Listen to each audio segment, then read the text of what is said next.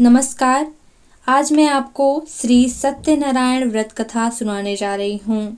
श्री सत्यनारायण व्रत कथा 5 अध्यायों में ही पूर्ण होती है, इसलिए हम पहले अध्याय से ही व्रत कथा प्रारंभ करेंगे और स्क्रीन पर आप श्री सत्यनारायण व्रत कथा की पूरी पूजा विधि का वीडियो भी देख पाएंगे। तो चलिए व्रत कथा प्रारंभ करते हैं। श्री सत्यनारायण व्रत कथा, पहला अध्याय। एक समय नैमिषारण्य तीर्थ में सौनकादि 88,000 ऋषियों ने श्री सूत जी से पूछा कि हे प्रभु, इस कलयुग में वेद विद्या रहित मनुष्यों को प्रभु भक्ति किस प्रकार मिलेगी तथा उनका उद्धार कैसे होगा। इसलिए हे मुनिश्रेष्ठ, कोई ऐसा तप कहिए जिससे थोड़े समय में ही पुण्य प्राप्त होवे तथा मनोवांछित फल मिले। वह कथा सुनने की हमारी इच्छा है। सर्वशास्त्र ज्ञाता श्री सूत जी बोले, हे वैष्णवों में पूज्य, आप सबने प्राणियों के हित की बात पूछी है। अब मैं उस श्रेष्ठ व्रत को आप लोगों से कहूँगा जिस व्रत को नारद जी ने लक्ष्मी नारायण से पूछा था और लक्ष्मीपति ने मुनि श्रेष्ठ नारद से कहा था, सो ध्यान से सुनो। एक समय योगीराज नारद जी दूसरों के हित की इच्छा से अनेक लोकों में घूमते हुए मृत्यु लोक में आ पहुंचे। यहाँ अनेक योनियों में जन्मे हुए प्रायः सभी मनुष्यों को अपने कर्मों द्वारा अनेकों दुखों से पीड़ित देखकर सोचा कि किस प्रकार के यत्न करने से निश्चय ही प्राणियों के दुखों का नाश हो सकेगा। ऐसा मन में सोचकर विष्णु लोक को गए। वहाँ श्वेत वर्ण और 4 भुजाओं वाले देवों के ईश नारायण को देखकर, जिनके हाथों में शंख, चक्र, गदा और पद्म थे तथा वरमाला पहने हुए थे, स्तुति करने लगे। हे भगवान, आप अत्यंत शक्ति से संपन्न हैं। मन तथा वाणी भी आपको नहीं पा सकती। आपका आदि मध्य अंत नहीं है। निर्गुण स्वरूप सृष्टि के आदि भूति व भक्तों के दुखों को नष्ट करने वाले हो। आपको मेरा नमस्कार है। नारद जी की इस प्रकार की स्तुति सुनकर विष्णु भगवान बोले, हे मुनिश्रेष्ठ, आपके मन में क्या है? आपका किस काम के लिए आगमन हुआ है? निसंकोच कहो। तब नारद मुनि बोले, मृत्यु लोक में सब मनुष्य जो अनेक योनियों में पैदा हुए हैं, अपने अपने कर्मों के द्वारा अनेक प्रकार के दुखों से दुखी हो रहे हैं। हे नाथ, मुझ पर दया रखते हो तो बतलाइए कि उन मनुष्यों के सब दुख थोड़े से ही यत्न से कैसे दूर हो सकते हैं। श्री भगवान जी बोले, हे नारद, मनुष्यों की भलाई के लिए तुमने बहुत ही अच्छी बात पूछी है। जिस काम के करने से मनुष्य मोह से छूट जाता है, वह मैं कहता हूँ। सुनो, बहुत पुण्य देने वाला स्वर्ग तथा मृत्यु लोक दोनों में दुर्लभ एक उत्तम व्रत है। आज मैं प्रेमवश होकर तुमसे कहता हूँ। सत्यनारायण का यह व्रत अच्छी तरह विधि पूर्वक करके मनुष्य आयु पर्यंत यहाँ सुख भोग कर मरने पर मोक्ष को प्राप्त होता है। श्री भगवान के वचन सुनकर नारद मुनि बोले कि उस व्रत का फल क्या है, क्या विधान है और किसने यह व्रत किया है और किस दिन यह व्रत करना चाहिए, विस्तार से कहिए प्रभु। तब भगवान बोले, दुख, शोक आदि को दूर करने वाला, धन धान्य को बढ़ाने वाला, सौभाग्य तथा संतान को देने वाला, यह व्रत सब स्थानों पर विजयी करने वाला है। भक्ति और श्रद्धा के साथ किसी भी दिन मनुष्य श्री सत्यनारायण की शाम के समय ब्राह्मणों और बंधुओं के साथ धर्म परायण होकर पूजा करे। भक्ति भाव से नैवेद्य, केले का फल, घी, दूध और गेहूं का चूर्ण सवाया लेवे।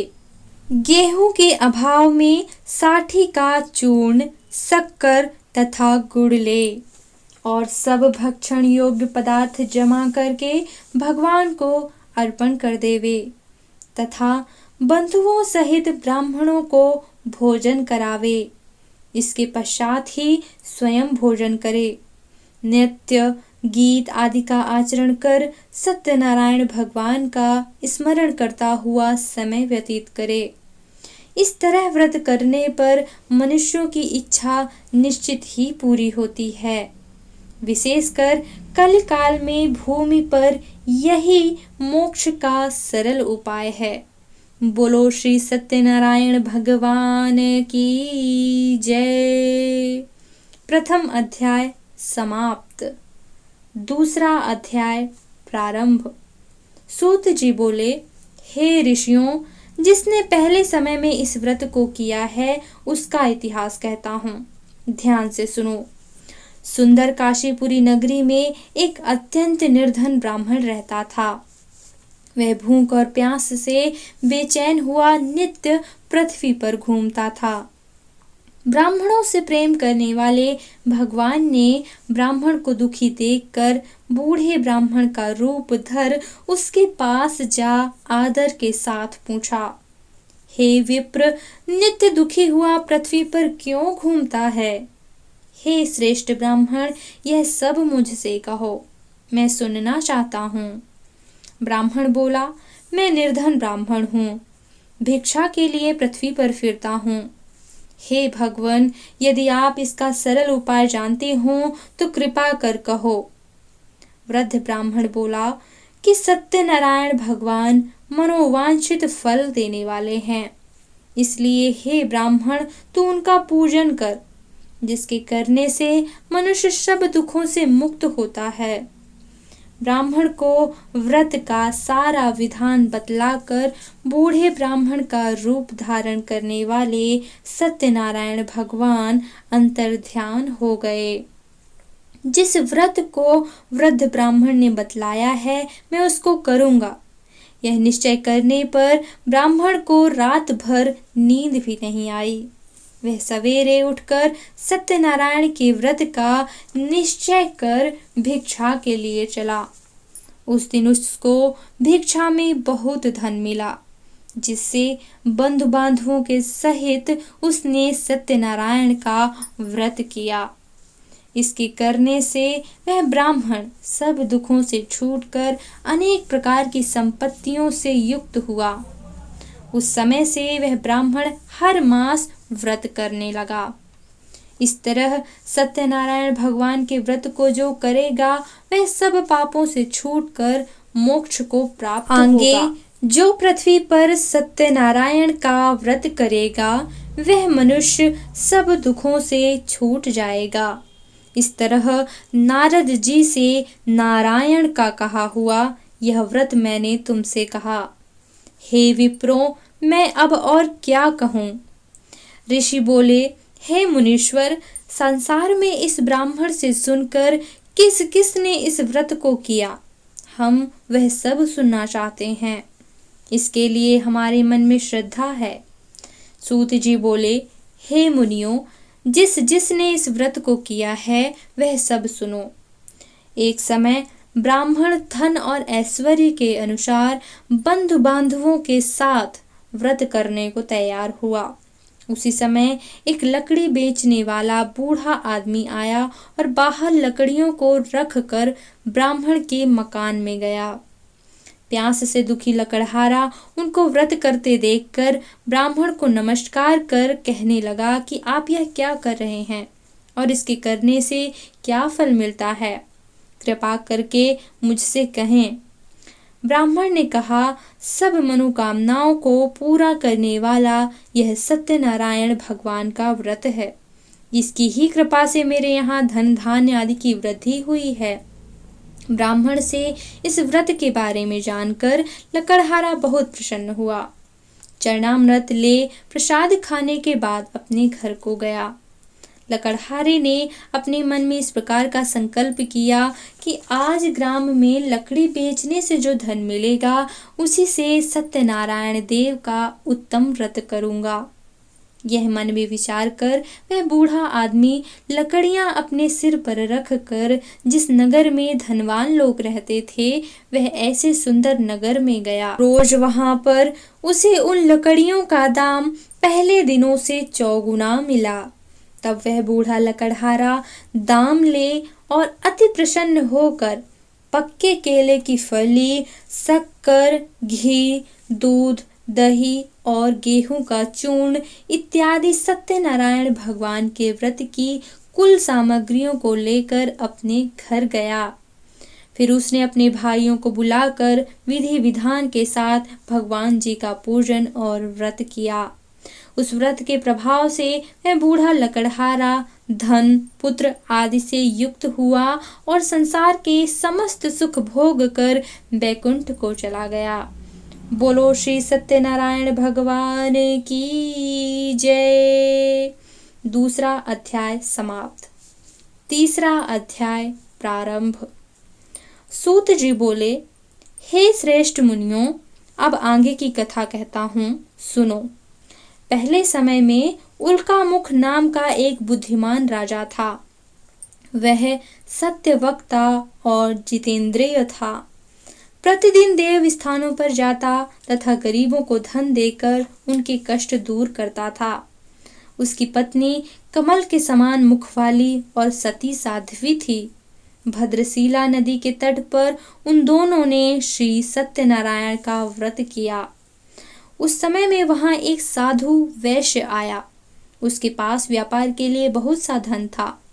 वह नाव को किनारे ठहराकर राजा के पास आ गया और राजा को व्रत करते हुए देखकर विनय के साथ पूछने लगा, हे राजन, भक्ति युक्त चित्त से आप यह क्या कर रहे हैं? मेरी सुनने की इच्छा है, सो आप मुझे यह बताइए। राजा बोला, हे साधु, अपने बांधवों के साथ पुत्रादि की प्राप्ति के लिए महाशक्तिवान सत्यनारायण भगवान का व्रत व पूजन किया जा रहा है। राजा के वचन सुनकर साधु आदर से बोला, हे राजन, मुझसे इसका सब विधान कहो। मैं भी आपके कथनानुसार इस व्रत को करूंगा। मेरे भी कोई संतान नहीं है और इससे निश्चय ही होगी। राजा से सब विधान सुनकर साधु व्यापार से निवृत्त हो आनंद के साथ घर गया। साधु ने अपनी स्त्री से संतान देने वाले उस व्रत का समाचार सुनाया और कहा कि जब मेरे संतान होगी तब मैं इस व्रत को जरूर करूंगा। साधु ने ऐसे वचन अपनी स्त्री लीलावती से कहे।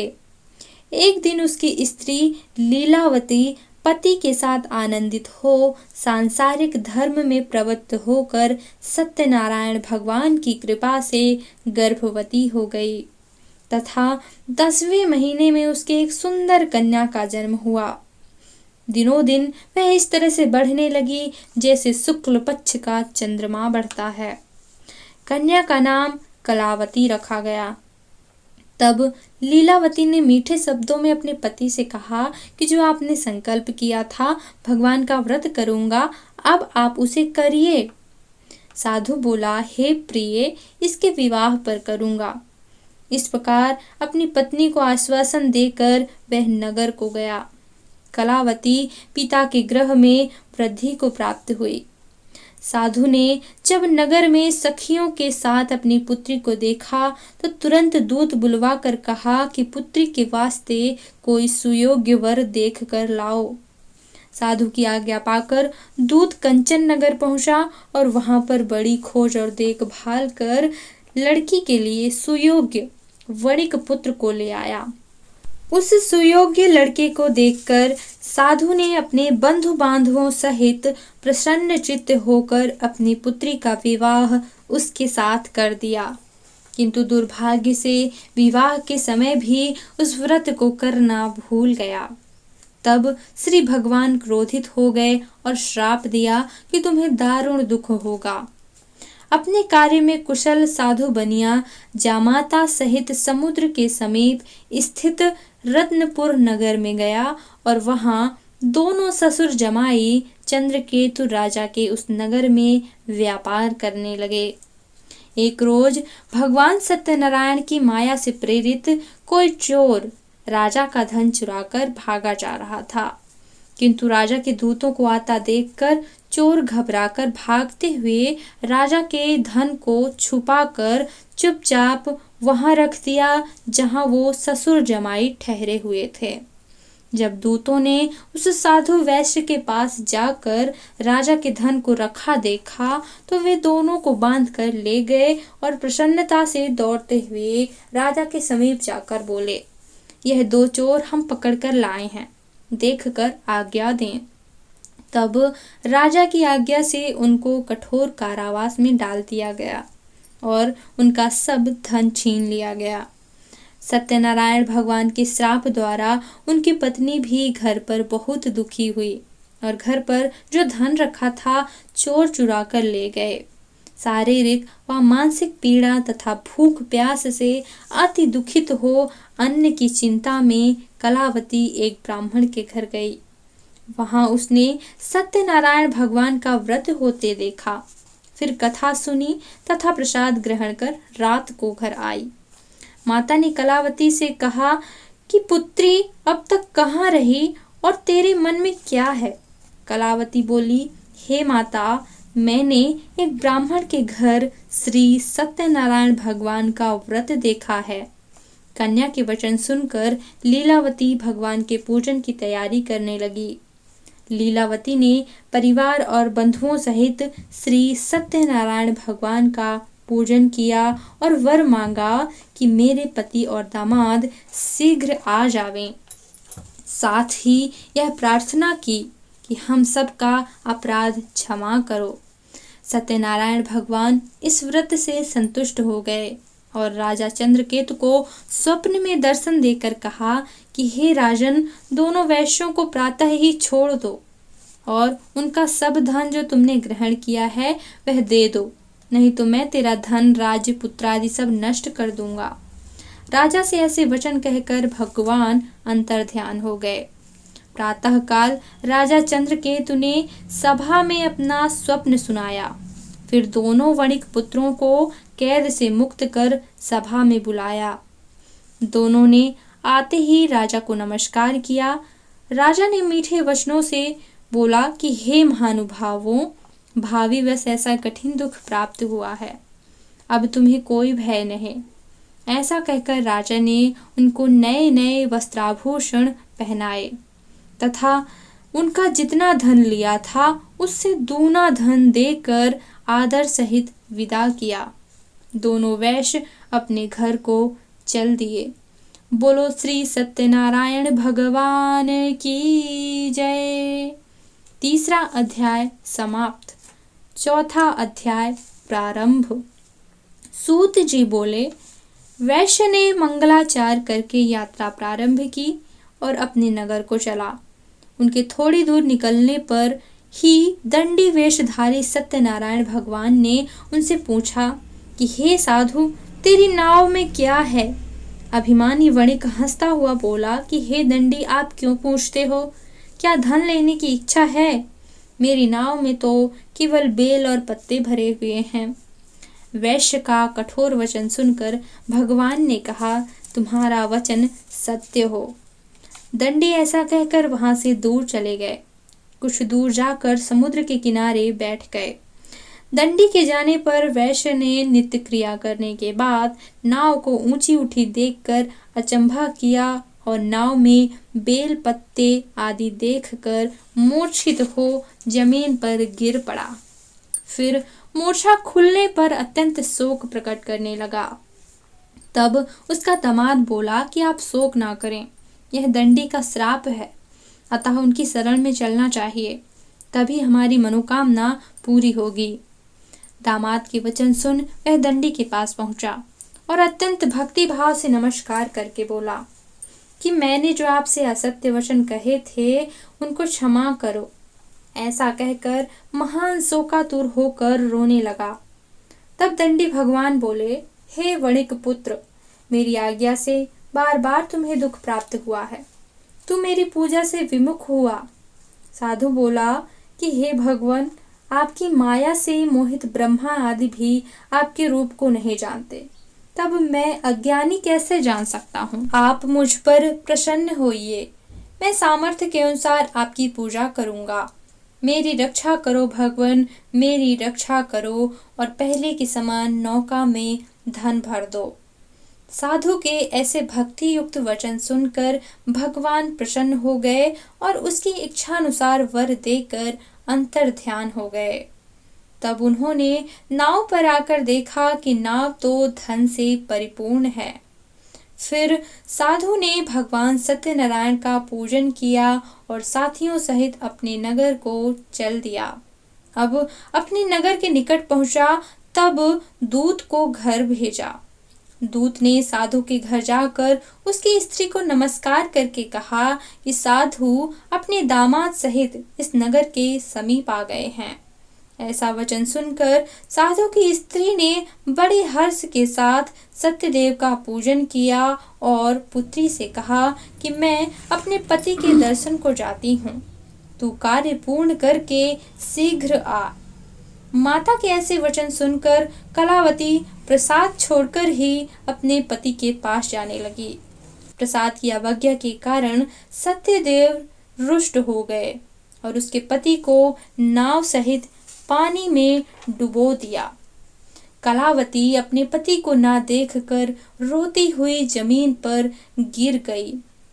इस तरह नौका को डूबा हुआ तथा कन्या को रोता देख साधु दुखित होकर बोला कि हे प्रभु, मुझसे या मेरे परिवार से जो भूल हुई है उसे क्षमा करो।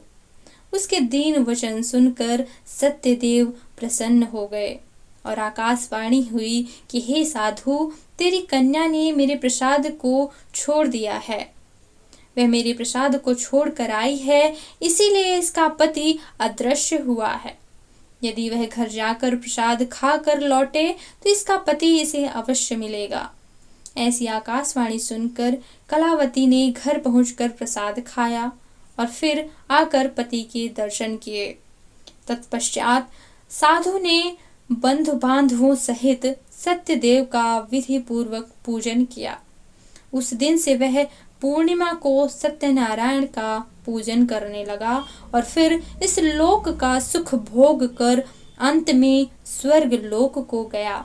बोलो सत्यनारायण भगवान की जय। चौथा अध्याय समाप्त। पांचवा अध्याय प्रारंभ। सूत जी बोले, हे ऋषियों, मैं और भी कहता हूँ, सुनो। प्रजापालन में लीन तुंगध्वज नाम का एक राजा था। उसने भी भगवान का प्रसाद त्याग कर बहुत दुख पाया। एक समय वन में जाकर वन्य पशुओं को मारकर बड़ के पेड़ के नीचे आया। वहां उसने ग्वालों को भक्ति भाव से बांधवों सहित सत्यनारायण जी का पूजन करते देखा। राजा देखकर भी अभिमानवश वहां नहीं गया और ना ही नमस्कार किया। जब ग्वालों ने भगवान का प्रसाद उसके सामने रखा तो वह प्रसाद को भी त्याग कर अपनी सुंदर नगरी को चला गया। वहीं उसने अपना सब कुछ नष्ट पाया तो वह जान गया कि यह सब भगवान ने ही किया है। तब वह विश्वास कर ग्वालों के समीप गया और विधि पूर्वक पूजन करके प्रसाद खाया तो सत्यदेव की कृपा से पहले जैसा था सब कुछ वैसा ही हो गया और फिर दीर्घ काल तक सुख भोग कर मरने पर स्वर्ग लोक को गया। जो मनुष्य इस परम दुर्लभ व्रत को करेगा, भगवान की कृपा से उसे धन धान्य की प्राप्ति होगी। इस व्रत को करने से निर्धन धनी और बंदी बंधन से मुक्त होकर निर्भय हो जाता है। संतानहीनों को संतान प्राप्ति होती है तथा सब मनोरथ पूर्ण होकर अंत में वह बैकुंठ धाम को जाता है। जिन्होंने पहले इस व्रत को किया है, अब उनके दूसरे जन्म की कथा कहता हूँ। वृद्ध सतानंद ब्राह्मण ने सुदामा का जन्म लेकर मोक्ष पाया। उल्कामुख नाम का राजा दशरथ होकर बैकुंठ को प्राप्त हुआ। साधु नाम के वैश्य ने मोरध्वज बनकर अपने पुत्र को आर्य से चीरकर मोक्ष को प्राप्त किया। महाराज तुंगध्वज ने स्वयंभू होकर भगवान में भक्ति युक्त कर्म कर मोक्ष प्राप्त किया। बोलो सत्यनारायण भगवान की जय। एक बार पुनः बोलिए श्री सत्यनारायण भगवान की जय। इसी तरह कथा और पूजा विधियों के वीडियो पाने के लिए हमारे चैनल को सब्सक्राइब करने के साथ साथ बेल आइकन पर प्रेस करना बिल्कुल मत भूलिएगा, ताकि इसी तरह के आने वाले वीडियोस के नोटिफिकेशन आपके पास पहुंचते रहें।